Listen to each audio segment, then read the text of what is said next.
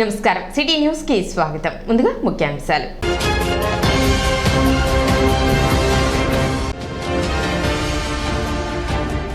ప్రభుత్వానికి ప్రజలకు మధ్య వారధి వాలంటీర్ వ్యవస్థ. ఎమ్మెల్యే అన్నాబత్తుని శివకుమార్.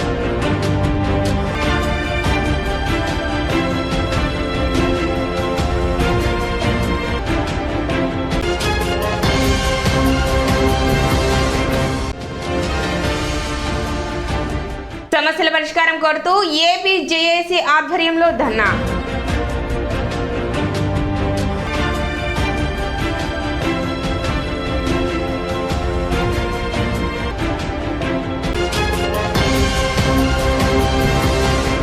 ప్రభుత్వానికి ప్రజలకు మధ్య వారధిలా వాలంటీర్ వ్యవస్థ పనిచేస్తుందని ఎమ్మెల్యే అన్నాబత్తుని శివకుమార్ పేర్కొన్నారు. శనివారం కొత్తపేటలోని రామకృష్ణ కవి కళాక్షేత్రం నందు వాలంటీర్లకు అభినందన కార్యక్రమం జరిగింది. 1 నుండి 20వ వార్డు వాలంటీర్లకు జరిగిన ఈ కార్యక్రమానికి ఎమ్మెల్యే అన్నాబత్తుని శివకుమార్ ముఖ్య అతిథిగా హాజరయ్యారు. ఈ సందర్భంగా జరిగిన సభలో ఆయన ప్రసంగించారు. విధి నిర్వహణలో వాలంటీర్ వ్యవస్థ సమర్థవంతంగా పనిచేస్తుందని చెప్పారు. అవినీతి రహిత సంక్షేమం అందించడంలో వాలంటీర్ది కీలక పాత్ర అని అన్నారు. సీఎం జగన్మోహన్ రెడ్డి తీసుకొచ్చిన వాలంటీర్ వ్యవస్థపై ప్రతిపక్షాలు అనేక విధాలుగా ఆరోపణలు చేస్తున్నాయని, ఎవరో ఒకరు ఇద్దరు చేసిన పొరపాట్లను మొత్తం వ్యవస్థపై ఆపాదించడం సరికాదన్నారు. ప్రభుత్వం అందించే సంక్షేమాన్ని ప్రజలకు చేరువ చేయడంలో వాలంటీర్లు ఒక వారధిలాగా పనిచేస్తున్నారని, వాలంటీర్ వ్యవస్థ ద్వారా సంక్షేమం పొందిన ప్రతి లబ్ధిదారుడు జగన్మోహన్ రెడ్డిని రెండవసారి ముఖ్యమంత్రి చేసేందుకు సిద్ధంగా ఉన్నారని చెప్పారు. అదే చిత్తశుద్ధితో వాలంటీర్లు కూడా పనిచేయాలని పేర్కొన్నారు. ఈ 4 సంవత్సరాల వైసీపీ పాలనలో 6,59,60,000 రూపాయలను వాలంటీర్స్కు ప్రోత్సాహక బహుమతులను అందించినట్లు తెలిపారు. మన తెనాలి పట్టణానికి సంబంధించి 2 చేశాం. ఒకటి ఈరోజు క్లస్టర్ 1 అంటే 1వ వార్డు నుంచి 20వ వార్డు వరకు, మళ్ళీ మండే ఆర్ ట్యూస్డే నా షెడ్యూల్ చూసుకొని 21వ వార్డు నుంచి 40వ వార్డు వరకు 2 షెడ్యూల్స్లో ఇక్కడున్న అంటే మనకున్న సుమారు 928 మంది ఈ పట్టణానికి సంబంధించిన వాలంటీర్స్. సో ఈరోజు ఈ క్లస్టర్ 1 అంటే 1 నుంచి 20 వార్డుల్లో ఉన్న 475 మంది వాలంటీర్స్లో ఏదైతే సేవా వజ్ర, సేవా రత్న, సేవా మిత్ర ఈ అవార్డ్స్ పొందిన వాలంటీర్స్ అందరికీ కంగ్రాట్స్ చెబుతూ, అలాగే వజ్ర పొందిన అమ్మాయి అలాగే ఒకళ్ళు ఉన్నట్టున్నారు, ఇంకోటి క్లస్టర్ 2లో వచ్చింది. అలాగే సేవా రత్న పొందిన అమ్మాయి మల్లిక అనుకుంటా ఈ క్లస్టర్లో ఉంది. అలాగే సేవా మిత్ర పొందిన ఇక్కడ ఉన్న సభ్యులందరికీ మరొక్కసారి కంగ్రాట్స్ చెబుతూ, మన రాష్ట్ర ముఖ్యమంత్రి జగన్మోహన్ రెడ్డి గారు తీసుకొచ్చిన ఈ వాలంటరీ వ్యవస్థ, ఈ వ్యవస్థలో ఉన్న మీ అందరికీ నా చేతుల మీదుగా మీ అందరినీ నియామక పత్రాలు ఇచ్చాను. అదే నేను గతంలో ఫంక్షన్ పెట్టుకున్నాను, నాకు రాలా. మా ఆయన మధ్యలో చనిపోయాడు, వెధవరాల ఫంక్షన్ పెట్టుకున్నాను, నాకు రాలా. ఏళ్ల తరబడి ఎదురు చూస్తున్న ఫంక్షను మీ ప్రభుత్వం వచ్చి నాకు ఒక వాలంటరీ వచ్చి ఏలుముద్ర వేయమంటే ఏలుముద్ర వేసాను. ఏలుముద్ర వేసిన నిమిషం 2,500 రూపాయలు తీసుకొచ్చి నా చేతిలో పెట్టిందయా. ఏళ్ళబడి ఎదురు చూసిన ఫంక్షన్ రాలేదు, కానీ వాలంటరీ వచ్చి ఏలుముద్ర ఇచ్చి ఫంక్షన్ ఇచ్చిందయా, నాకు ఫంక్షన్ వచ్చింది అని చెప్పినప్పుడు, ఈ రాష్ట్ర ముఖ్యమంత్రి జగన్మోహన్ రెడ్డి గారు ఏదైతే ప్రజలకు సంక్షేమాన్ని, ఆ సంక్షేమం ఇచ్చే దాంట్లో పారదర్శకతని, ఏదైతే ప్రభుత్వం నుంచి లబ్ధిదారుడికి ఇచ్చే ఆ డబ్బుని ఎక్కడా కూడా అవినీతి లేకుండా పైనుంచి కింద స్థాయి వరకు ఎక్కడా కూడా ఏ రకమైన అవినీతి లేకుండా డైరెక్ట్గా ఆ లబ్ధిదారుడికి చేర్చే క్రమంలో తీసుకొచ్చిన మన ఈ వ్యవస్థ, ఈ వాలంటరీ వ్యవస్థ ఎంత అద్భుతంగా పనిచేస్తుందో అని ఫస్ట్ టైం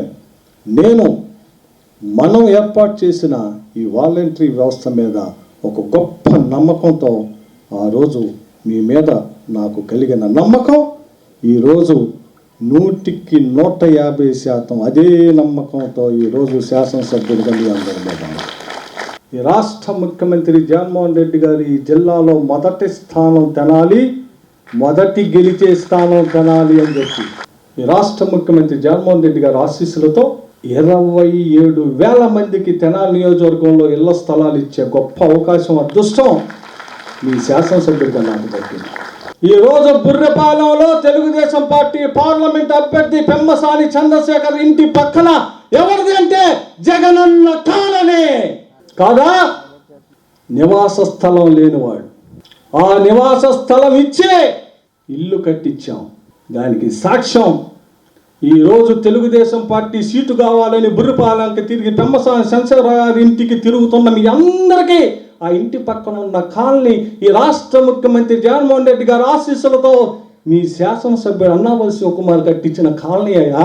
చూడండి, 10 సంవత్సరాలు శాసనసభ్యుడిగా పనిచేశాను, స్పీకర్గా పనిచేశాను అని చెప్పుకున్న నాదెండ్ల మనోహర్ గారి ఫామ్ హౌస్కి ముందు 1 కిలోమీటర్ ముందు 78 ఎకరాల కాలనీ. ఈ కాలనీని దాటే నీ ఫామ్ హౌస్కి వెళ్ళాలా? 3,000 హౌసెస్. ఇల్లు నీ ఫామ్ హౌస్కి వెళ్తే జగనన్న కాలనీ కనపడకుండా నువ్వు వెళ్ళగలుగుతావా? కార్యక్రమంలో municipal chairperson Tadipalli Radhika, vice chairman Malepati Hariprasad, Attota Nagamani, కమిషనర్లు బండారు శేషన్న, పలువురు కౌన్సిలర్లు, పార్టీ నాయకులు, కార్యకర్తలు పాల్గొన్నారు. ఈరోజు ఈ యొక్క సెక్రటరీ వ్యవస్థ అండ్ వాలంటీర్ వ్యవస్థ, సో ఈ 2 వ్యవస్థలు ఎస్టాబ్లిష్ అయినాక సార్ మన పట్టణంలో 928 వార్డ్ వాలంటీర్స్ శాంక్షన్. ప్రతి నెలలో కూడా 2-3 పథకాలు ఉన్నాయి. ఆ పథకాలన్నిటి కూడా ఒక సైంటిఫిక్ వేలో, ఒక సిస్టమేటిక్గా అర్హత ఉన్నటువంటి ప్రతి వ్యక్తికి అందాలనేది ప్రభుత్వ లక్ష్యం. దానిలో భాగంగానే మా యొక్క వాలంటీర్స్ ఎవరైతే ఉన్నారో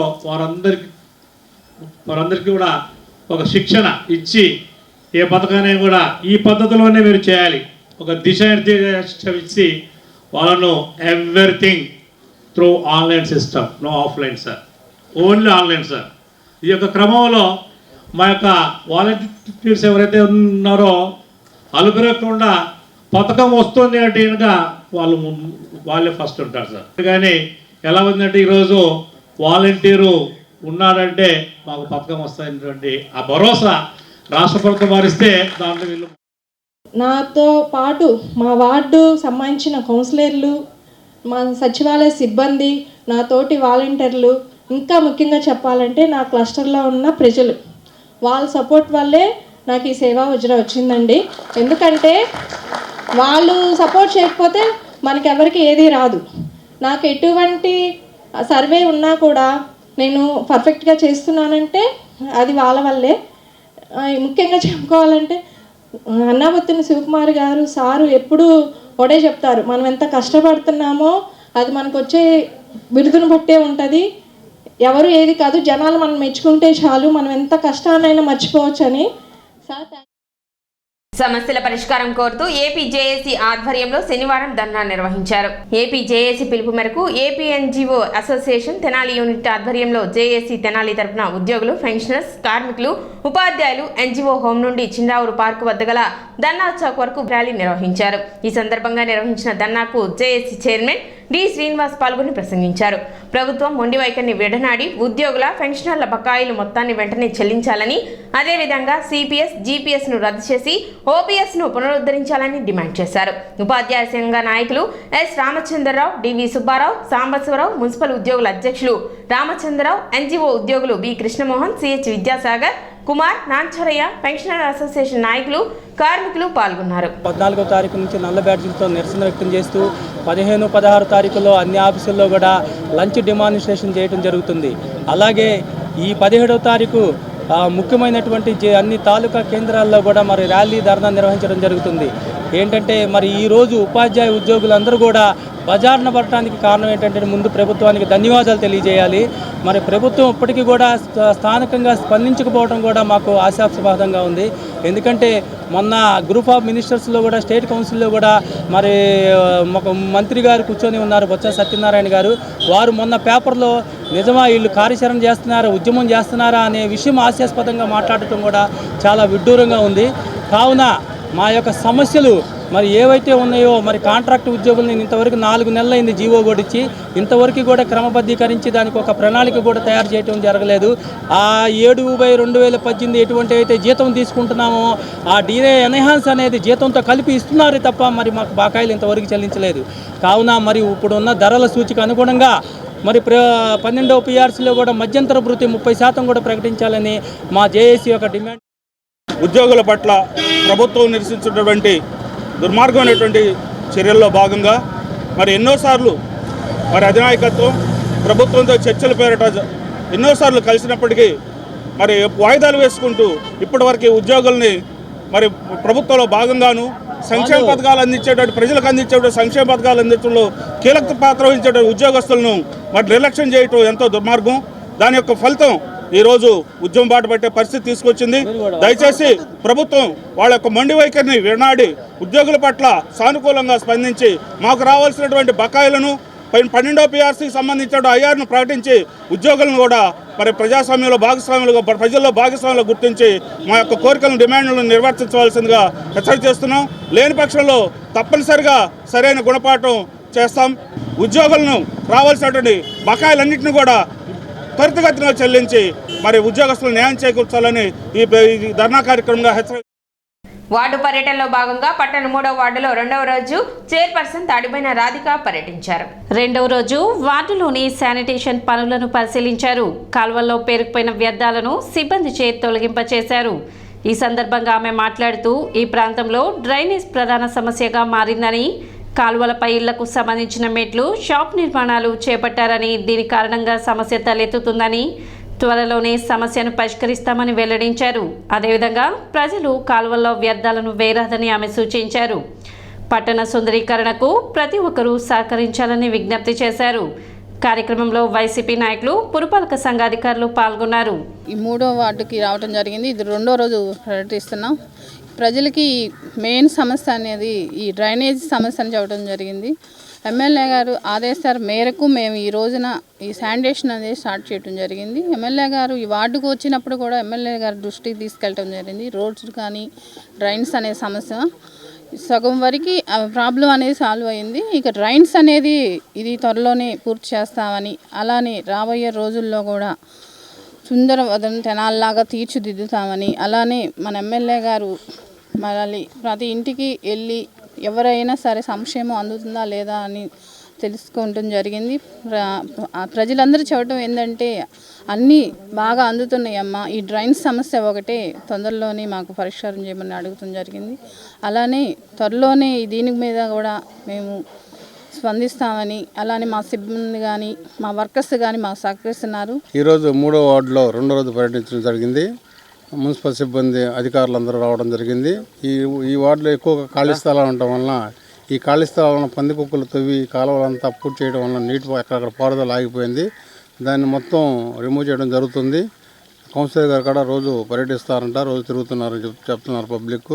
కాకపోతే ఏంటంటే నేను ఈరోజు ప్రతి వీధిలో ప్రతి డోర్ టు డోర్ కలిసి సంక్షేమం ఏ విధంగా వస్తుంది మన జగన్మోహన్ రెడ్డి గారిదంటే ప్రతి ఒక్కళ్ళు ఎట్లా చెబుతున్నారంటే ఎంత గొప్పగా చెబుతున్నారంటే మా ఇంటికి అంత సంక్షేమం అవుతుందండి. కాకపోతే కాస్త ఈ డ్రైన్స్ కాలువలు ఇబ్బంది ఉన్నాయి. మీరు రాబోయే రోజుల్లో ఈ డ్రైన్స్ అన్ని పూర్తి చేస్తే మాకు చాలా బాగుంటుందని చెప్పి చెబుతున్నారు. అది చాలా ఆనందంగా ఉంటుంది. అదే కాకుండా ఇప్పుడు చిన్న విరామం.